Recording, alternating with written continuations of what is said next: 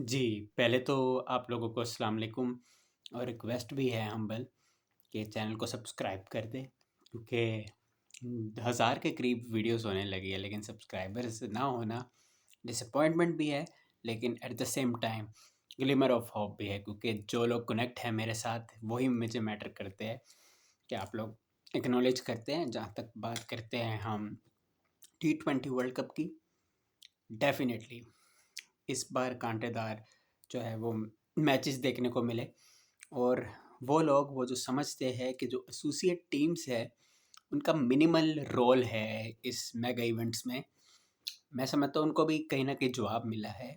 क्योंकि आप ये देखें, जितनी टीम्स होगी उतनी इस खूबसूरती बढ़ती है इस टूर्नामेंट की, क्योंकि मेगा इवेंट है, वर्ल्ड कप है, तो इसमें नंबर ऑफ़ टीम्स का जो इजाफा है ये ज़्यादा होना ज़रूरी इसलिए है ताकि जो एसोसिएट टीम्स है उनकी जो ग्रोथ है वो भी हो सके।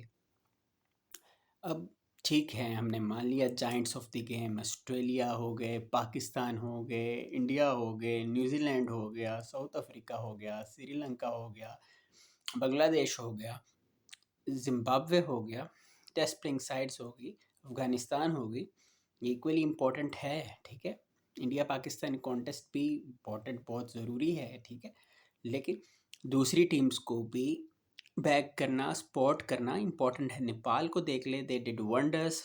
ठीक है, कोई करीब करीब गए, हार हार गए इंग्लैंड के अगेंस्ट 180 रन किए। विकेंडे में नेपाल फैंस से बड़ा पड़ा था, इंडियन फैंस नज़र नहीं आ रहे थे, नेपाल फैंस नज़र आ रहे थे। कहने को इंडिया में जो क्रिकेट का जो क्रेज़ है उस कॉन्टेक्स्ट में मैं बात कर रहा हूँ, सही है।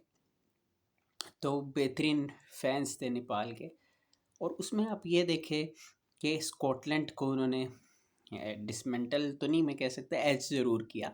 स्कॉटलैंड ने भी बड़ा अच्छा खेला था, उसमें माइकल जोन्स के 71 रन की इनिंग थी, बट दे कुडेंट एज नहीं कर पाए, और रिचर्ड बेरिंगटन के चेहरे पे डिसअपॉइंटमेंट फांसी थी।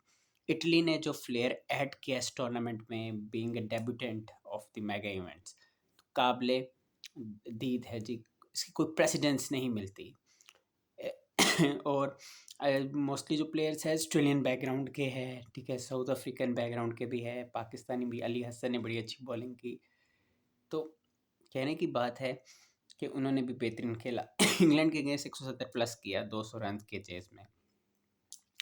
तो ये खूबसूरती है। ये नीदरलैंड्स ने ऑलमोस्ट पाकिस्तान को शॉक कर दिया था। ठीक है, यूएसए ने खींचा इंडिया को, बिल्कुल ट्रबल सब में रखा हो, तो सूर्या कुमार यादव की कैप्टन इनिंग्स थी, क्रंच मोमेंट में आई, तो ये सारा सिनेरियो हो गया।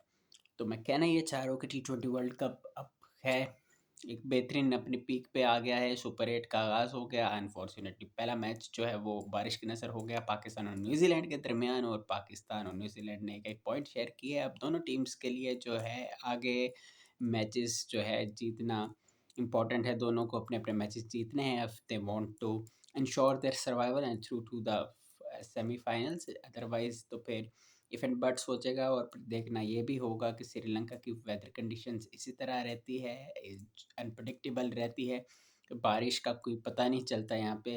और अगर यहाँ पे पहले भी फोरकास्ट था तो दोपहर का था, लेकिन वो तो मैच को भी स्पॉइल कर दिया। Obviously you can't question that. और Pakistan will be disappointed, at the same time New Zealand will be disappointed. और पाकिस्तान ने टॉस जीत के लेकिन जो किया, उसको लिए हम एक सेपरेट वीडियो भी बनाएंगे, उस पर डिटेल पे न्यूजीलैंड की क्रिकेट पे भी बात करेंगे। इंडिया ने अब खेलना है साउथ अफ्रीका को, और जी श्रीलंका ने खेलना है इंग्लैंड को। तो इंडिया के हवाले से बात करते हैं, तो इंडिया के जो साबिक क्रिकेटर है वीरेंद्र सहवाग, रिसेंटली उन्होंने कहा था पाकिस्तान क्रिकेट के हवाले से एनालिसिस करते हुए, उन्होंने ये चीज़ को एक्नॉलेज किया कि पाकिस्तान में स्किल वाइज कोई कमी नहीं है। ठीक है, स्किल वाइज कोई कमी नहीं है, ही सेज वीरेंद्र सहवाग। लेकिन eight the same time he says के, लेकिन अगर मैं रिसेंट टाइम्स की बात करूं, इंडिया और पाकिस्तान के कॉन्टेस्ट्स की बात करूं रिसेंट टाइम्स में, तो ऑब्वियसली प्रेशर को बेहतर तरीके से हैंडल इंडिया करती है इंस्टेड ऑफ पाकिस्तान।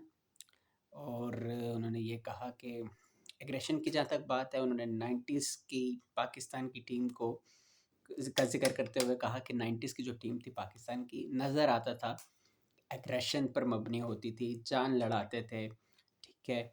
और प्रेशर हैंडलिंग बहुत ऐसे तरीके से करते थे इंस्टेड ऑफ के जो करंट लॉट है पाकिस्तान की, सहवाग का ये कहना है।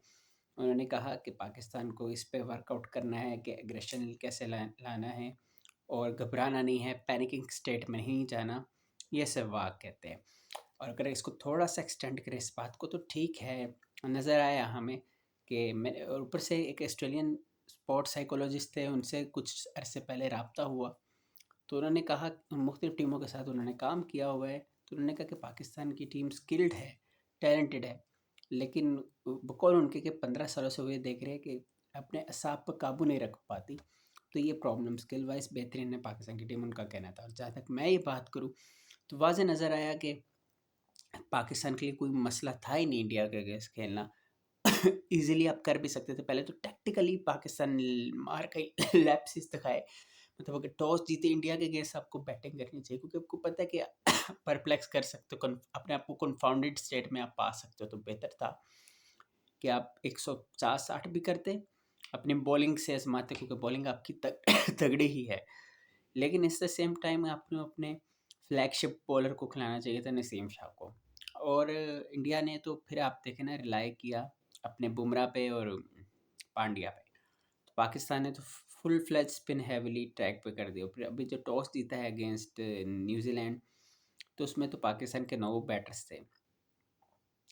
तो ये सारे सिनेरियो टैक्टिकली पाकिस्तान जो है चीज़ें, मुझे लगता है कि उस पर लैप्सेस दिखा रहा है। फिर अबरार अहमद को आप किस तरह से ड्रॉप कर सकते हो एक परफॉर्मेंस में? I think so it's not justify. बाकी सहवाग के इस कमेंट्स के हवाले से आप अपनी राय का इज़हार करें, और आखिरी बात, चैनल को सब्सक्राइब करें, राय का इज़हार करें। शुक्रिया।